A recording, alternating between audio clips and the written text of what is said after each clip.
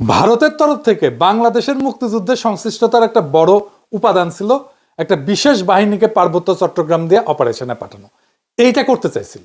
এই বাহিনীর নাম ছিল স্পেশাল ফ্রন্টিয়ার ফোর্স। এটা ছিল রয়ের একটা ফোর্স।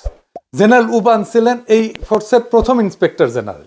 1962 সালের শেষ দিকে এই ফোর্সটা গড়ে ওঠে। 71 সালে এই জেনারেল উবানই ছিল মুজিব বাহিনীর প্রশিক্ষক।